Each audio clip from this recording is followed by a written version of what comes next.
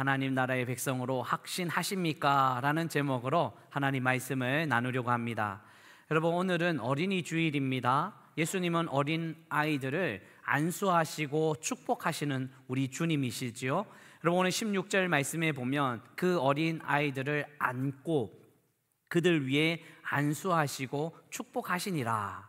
우리 주님의 모습을 우리에게 알려주십니다. 예수님은 어린아이들을 인격적으로 대하여 주셨고요, 그 어린아이들을 복된 존재로 우리 주님이 여겨주신다는 사실입니다. 그래서 사람들이 예수님께 어린아이들을 데려옵니다. 여러분, 오늘 13절 말씀 우리 같이 하나님 말씀을 읽어보겠습니다. 사람들이 예수께서 만져주심을 바라고 제자들이 꾸짖거늘. 아멘. 사람들이 예수께서 만져주심을 바라고, 사람들은 예수님께서 어린아이들을 만져주시고 또 축복해 주실 것을 기대하면서 어린아이들을 예수님께로 데려왔습니다. 사람들은 예수님께서 어린아이들을 쓰다듬어 주시고 축복해 주실 것을 믿고 기대하는 마음으로 어린아이들을 데려왔죠. 여러분, 오늘 여기에 영적 비밀이 하나 담겨져 있습니다. 어린아이들을 예수님께로 데려갈 수 있어야 되는 거죠. 여러분, 어린아이들을 예수님께로 데려오는 성도가 되시기를 주님의 이름으로 축원합니다. 사람들은 어린아이들을 예수님께 데려왔습니다. 왜 데려왔을까요? 이 어린아이들도 예수님이 필요하다는 사실을 알았기 때문입니다. 어린아이들도 예수님의 축복을 받아야 되고요, 어린아이들도 예수님의 진리 안에 거해야 되는 거죠. 그러므로 모든 사람들은 어린아이들을 예수님께로 데려올 수 있어야 됩니다. 예수님은 어린아이들을 구원하여 주시고 절대적인 진리로 인도하여 주시는 분이 우리 예수님이기 때문입니다. 그래서 많은 부모들은 자녀들을 아주 세상에 뛰어난 사람, 세상에 큰 업적을 남긴 사람, 또 세상에 유명한 사람들을 만나게 하려고 합니다. 그래서 이런 사람 만나면, 뛰어난 사람 만나면 도전적인 삶을 살아갈 수 있고 영향력도 얻을 수 있고 또 큰 도전적인 삶을 살아갈 수 있으리라고 생각하면서 큰 사람, 위대한 사람 만나게 하려고 합니다, 부모들은요. 그런데 정말 중요한 것은 어린아이들이 예수님을 만나야 된다는 사실입니다. 예수님께로 데려와야 됩니다. 그랬어요. 어린아이들의 생명을 책임져 주시는 분이 우리 예수님이신 줄 믿습니다. 어린아이들을 축복하여 주시고 어린아이들에게도 절대적인 사랑을 주시고 어린아이들에게도 힘을 주시는 예수님께로 우리가 데려가야 되죠. 사랑하는 성도 여러분, 인간의 성장 가운데, 이 성장 단계 가운데 이 사람은 언제부터 예수님이 필요할까요? 여러분, 유아 세례를 받았는데요, 언제부터, 어느 단계부터 예수님이 필요할까요? 태어날 때부터. 사람들은 그렇게 이야기합니다. 성장하면서 한 초등학교 때부터는 되지 않을까, 좀 힘들 때부터 예수님이 필요하지 않을까, 또 좀 성인이 되어서 자기가 고백하면서, 신앙을 고백하면서 예수님이 필요하지 않을까, 이렇게 이야기하는 사람이 있습니다. 아닙니다. 여러분, 인간은 태어날 때부터 예수님이 필요하다는 사실입니다. 듣지 못해도, 보지 못하고, 그리고 말하지 못해도 예수님의 은혜가 필요하다고 예수님이 알려주고 계십니다. 여러분, 인간의 생애에 예수님의 축복이 필요하지 않을 때는 한 번도 없었습니다. 예수님의 은혜도, 예수님의 사랑도 필요하지 않을 때가 없다는 거예요. 정말 어린아이 때부터도 정말 필요 없을 것 같은 그런, 부모님의 사랑만 있으면 될 것 같은 그런 어린아이에게도 예수님이 필요하다는 거예요. 예수님의 진리가, 예수님의 구원이, 예수님의 축복이 필요하다는 거죠. 예수님께로 데려와서 예수님의 축복을 누려야 하는 거죠. 그렇다면 보십시오. 문제는 사람들이 어린아이들을 데려왔을 적에 제자들의 반응이 어땠는가 한번 봐야 됩니다. 어땠을까요? 제자들은 어린아이들을 예수님께 데려오는 사람들을 뭐 했을까요? 꾸짖었습니다. 여러분, 오늘 본문 13절에 보십시오. 한 번 더 같이 읽어볼까요? 시작. 사람들이 예수께서 만져주심을 바라고 어린아이들을 데리고 오매 제자들이 꾸짖거늘. 여러분, 제자들이 왜 꾸짖었을까요?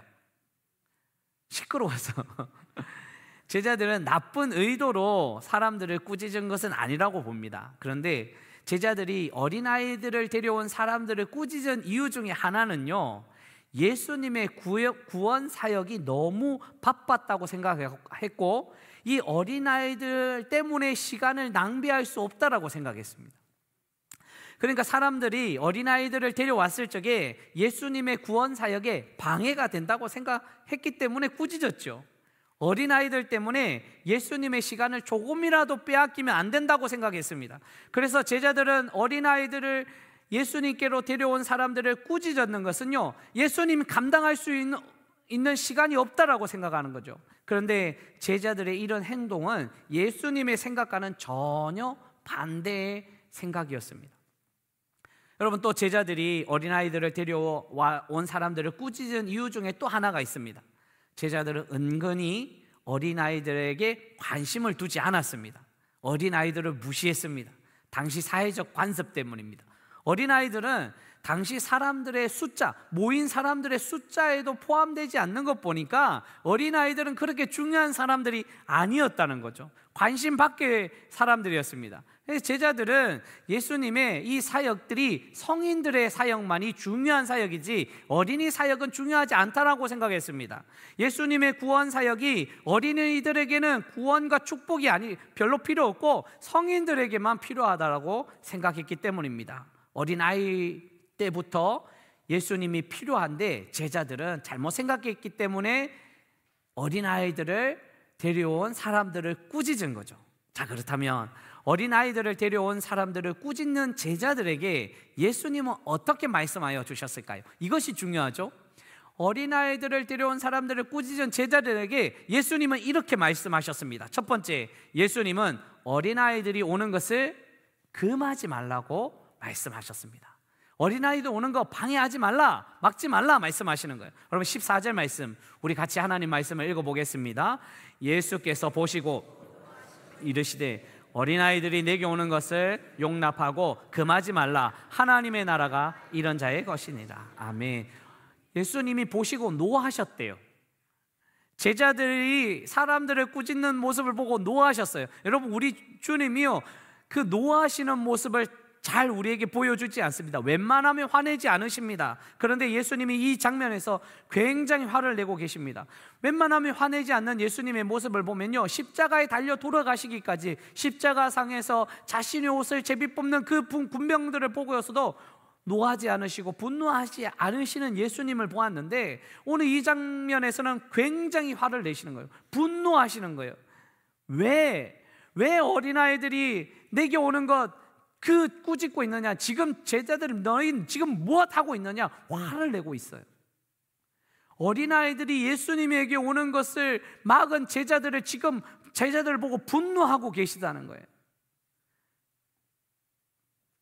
여러분, 우리 예수님이 어린아이들을 사랑하시고 귀하게 여기시는데, 우리 예수님이 성인 사역과 어린아이 사역 동일하게 생각하시면서 그들에게도, 성인에게도 구원이 있고 어린아이들에게도 구원이 있다고 생각하시는데, 그 제자들이 예수님께 오는 그 어린아이들을 막으니 화가 나신 거예요. 여러분, 우리는 어떨까요? 우리 교회는 어떨까요? 무엇이 중요하다고 생각할까요? 우리는 혹시 어린아이들이 예수님께로 나아가는데 혹시 방해가 되고 있지는 않으십니까? 아니, 방해는 하지 않지만 우리 어린아이들이 영혼에 큰 관심이 없고 그렇게 또 지원하지 않는 그런 마음이 있지는 않으십니까?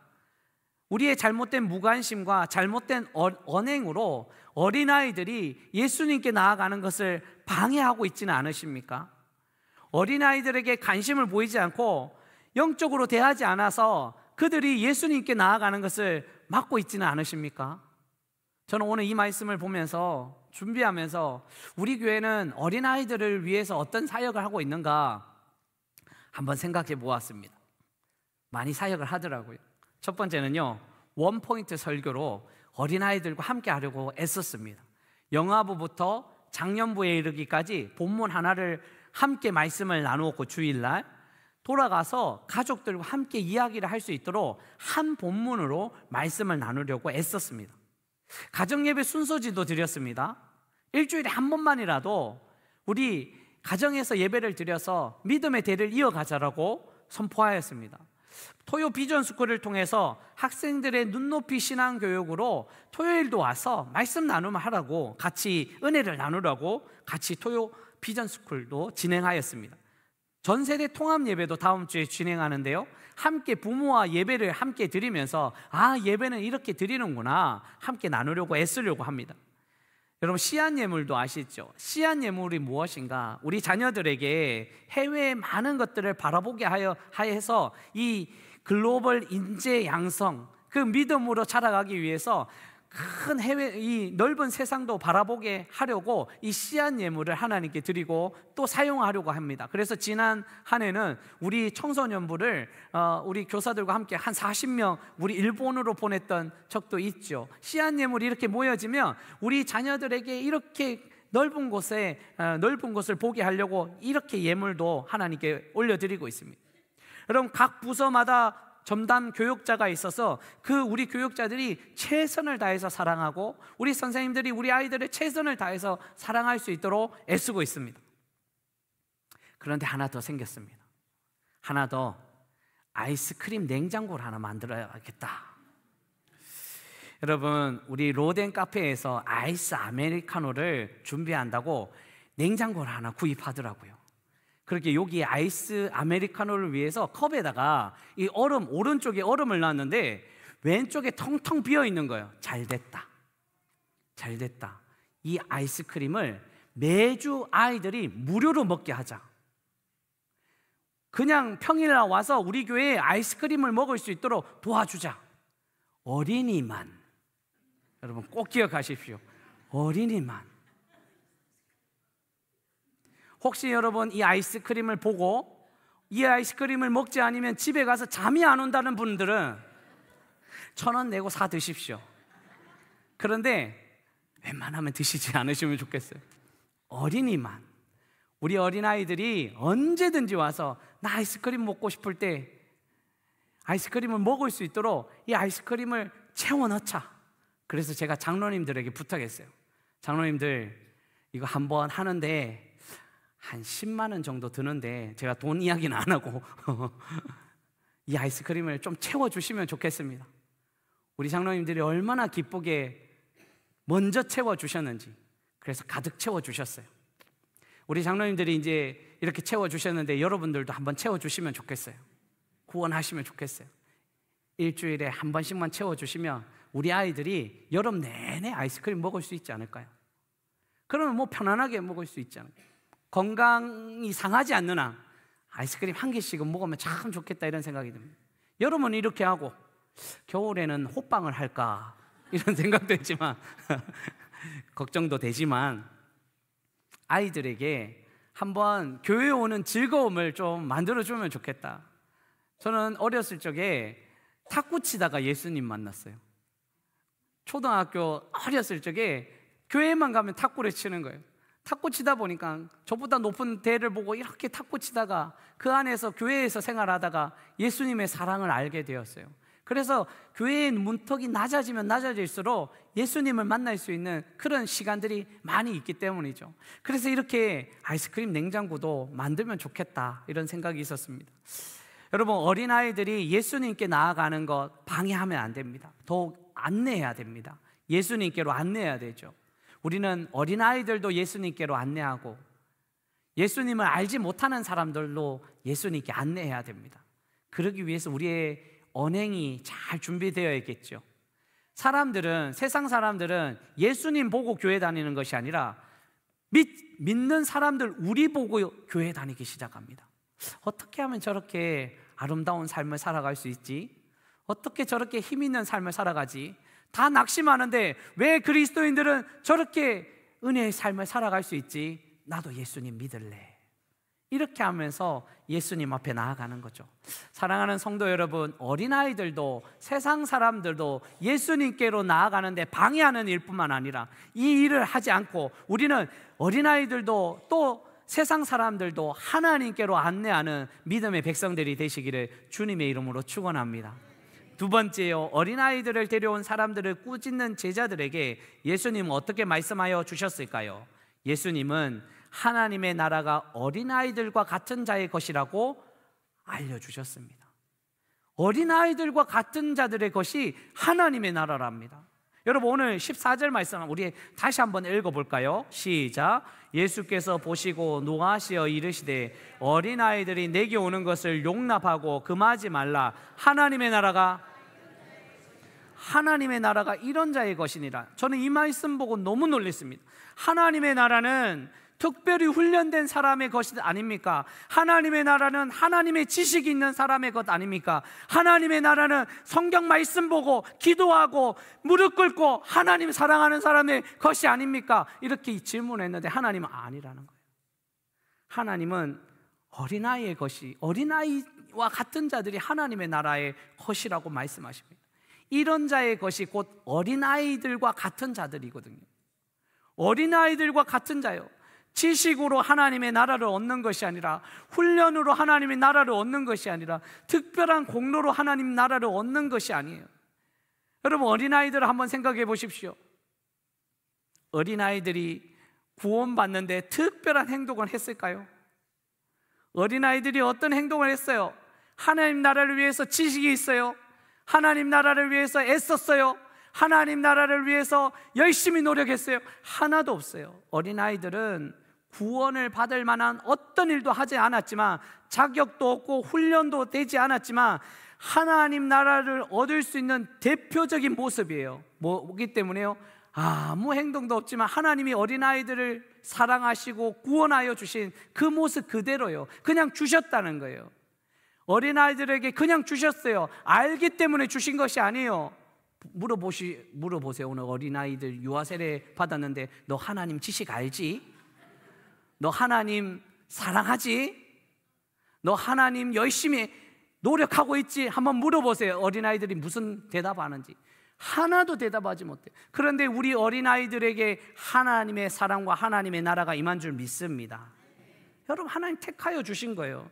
여러분, 구원으로 구원의 행동으로 하나님 나라에 갈 수 있다면 이런 것하고 똑같아요. 우리 어린아이들한테 너 이제 분유를 잘 타서 한번 먹어봐라. 온도는 70도로 하고 너무 뜨거우면 큰일 나니까 문제가 되니까 뜨겁게 조절 잘하고, 그리고 문제는 이 젖병 소독도 네가 해야 된다, 막 이렇게 이야기하면 어린아이들이 할 수 있을까요? 못할까요? 못합니다. 하나님의 나라는 이들이 행동을 해서, 우리가 행동해서 얻는 것이 아니에요. 주어진 거예요. 주어진 것. 사랑하는 성도 여러분, 자격은 없지만 하나님의 나라가 어린아이들에게도 우리에게도 임하였다는 사실을 기억하시기를 주님의 이름으로 축원합니다. 자, 그렇다면 어린아이들처럼 하나님 나라를 소유할 수 있는 방법은 무엇일까? 여기 영적 비밀이 있습니다. 어린아이들과 같이 하나님 나라를 소유할 수 있는 방법은 어린아이들과 같이 받아들여야 됩니다. 이것이 큰 특징이에요. 어린아이들과 성인들과의 큰 특징은 받아들이는 데 있어요. 여러분 15절 우리 같이 하나님 말씀 읽어보겠습니다. 내가 진실로 너희에게 이르노니 누구든지 하나님 나라를 어린아이와 같이 받들지 않는 자는 결탄코 그곳에 들어가지 못하리라. 아멘. 어린아이들과 같이 받들지 않는 자, 여기서 받들다는 것이 아니에요. 받아들인다는 거예요. 받아들여야 돼요. 이 어린아이들의 가장 큰 특징은 받아들이는 데 있어요. 성인들은 예수님의 말씀을 듣고 그대로 받아들이는 것이 힘들어요. 성인들은 예수님의 말씀을 듣고요, 생각하기 시작해요. 가능할까? 정말 그런 일이 있을까? 정말 이 21세기 이 미래의 사회를 살아가는 사람들이 정말 이 말씀이 정말 임할까? 예수님이 살아계실까? 천국이 있을까? 막 생각하는 거예요. 계산하기 시작해요. 경험이요, 지식이요, 하나님의 말씀을 받아들이기 힘들어요.